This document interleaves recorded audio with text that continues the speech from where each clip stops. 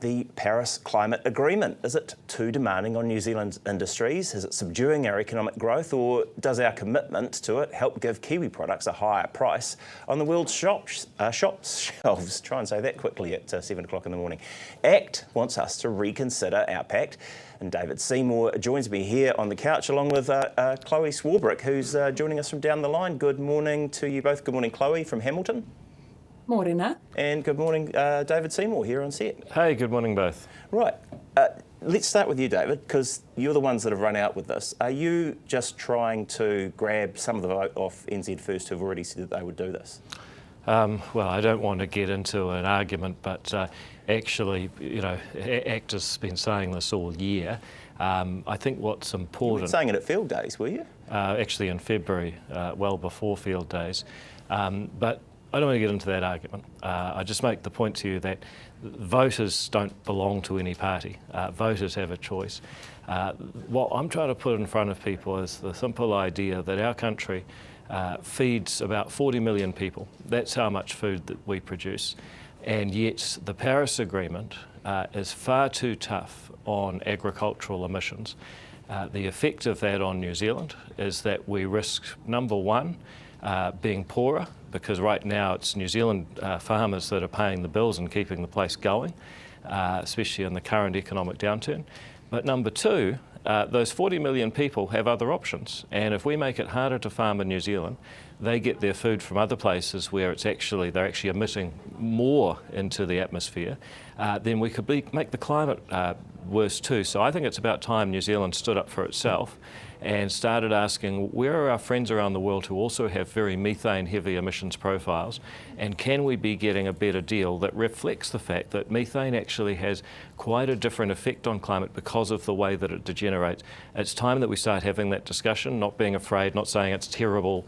We need to start being a bit more honest in our conversations here. We might have friends who we want to talk to about that, but the only people so far I think that have rejected this agreement are Yemen and Eritrea. Do we really want to be in that sort of company, Chlöe? It's not actually a fashion show. Well. I mean, you know. Yeah, well, but you know, it's a global agreement. It's also Uruguay. I'm pretty sure Chlöe Swarbrick's got a view on that. Yeah, I mean, look, the Paris Agreement is not just about numbers on a page. It's about the scientific limits for life on Earth as we know it. And I just want to make the really clear point that climate change equates to a far higher cost of living for New Zealanders. We see that reflected in insurance premiums being pushed up as a result of a lack of government planning and investment in the likes of climate adaptation, for example. But also I'd make the point that farmers are among those hit first and worst by climate change. If you look at the lack of seasonal predictability, which is happening as a result of climate change, for example, but also if you look at the impacts of the likes of this Cyclone Gabrielle and the likes of the Hawke's Bay. So this is about responsible governance and making sure that we are making decisions that work with the scientific reality, with the honest truth of the challenges that we are facing. But also, to David's point around access to export markets, in fact, our adherence with the Paris Agreement is fundamental to precisely that. I mean, she makes a good point there, David Seymour, that the EU free trade deal, the UK free trade deal, they've all got provisions in there that say we've got to honour what we've signed up to. You're a free trade believer. Why would we be reversing out of that argument? I mean, let's unpack. First of all, you think it's a good argument. That's your call. Second of all, I believe in free trade, which means I don't like governments restricting what people can trade. Third, that you're basically proposing that governments should place a restriction conditional on Paris. But more importantly here... Well, no, I'm just saying they have, haven't they? We've signed up to that, so why would we back out of it now? Well, we might decide that we need to renegotiate it because it's not fair on New Zealanders. And I just make the point, if we want market access, it's up to the people who produce. It's up to the Fonterras, it's up to the meat exporters to work out what exactly is it that their customers want. That's what New Zealand farmers have been doing for a very, very long time. I think what's really important is that we make sure that we are realistic about the science. And so when Chlöe says it's not just numbers on the page, actually you do need the numbers right.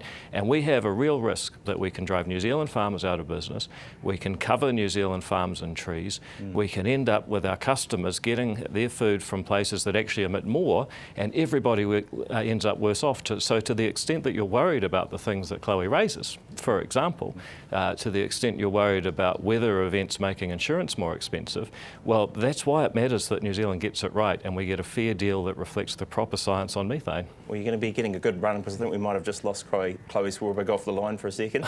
Right. But the question I suppose I would have is that if you are looking at prices that we achieve in European markets, you know, from 500 million of the world's most affluent people, they're 2.5 times what you'd expect to get on average for red meat or for other kind of commodity products that we create. So why would we want to put at risk that relationship? Well, first of all, the relationship is not between countries. It's actually between people who grow the food, market it, and people who buy it off them. They are not being told that they can't do whatever they like. And it's true that there are currently New Zealand exporters who exceed the emissions targets. They actually go for zero carbon right now. People can do that if they would like.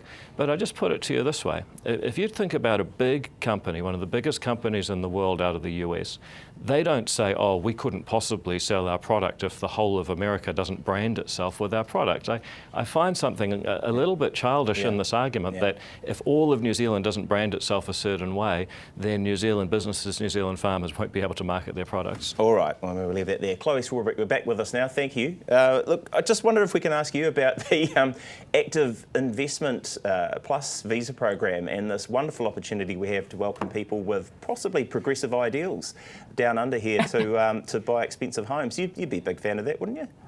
Yeah, let's just take a step back. In the middle of a housing crisis, this government came in and made decisions to cut thousands of new state house builds, which started the domino effect of the loss of 15,000 construction sector jobs since they came to power.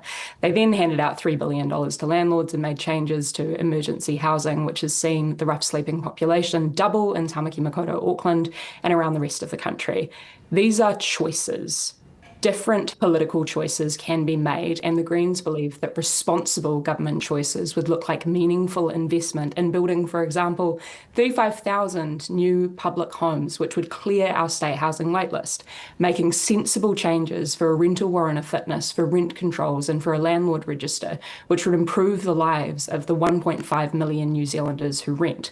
Because we can have an economy that is productive as opposed to being based on selling houses back and forward to each other and the continual upward rise. Has any of us got anything to do with the actual question? Well, yeah, this is a good point, actually. I mean, it's not really about housing, though, is it? It's about creating or removing an obstacle that people with investment capital and ideas and connections might actually be able to bring to this. I mean, I'm sorry, this is related to, if I can, just pick up on the idea that we handed out $3 billion to to landlords.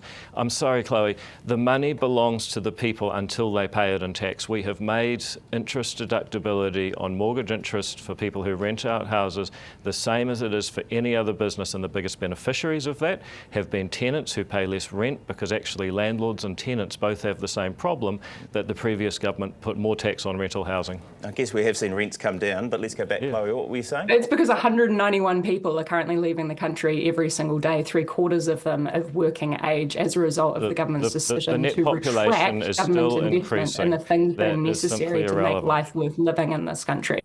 So further to the point that I was making before, Garth, this is about the kinds of decisions that government gets to make about the kind of economy that we want in this country. And the decisions that this government has made is to sell our country off for parts to wealthy speculators offshore, as opposed to making investment in the jobs and the skills and the creativity and the innovation and the entrepreneurship of New Zealanders.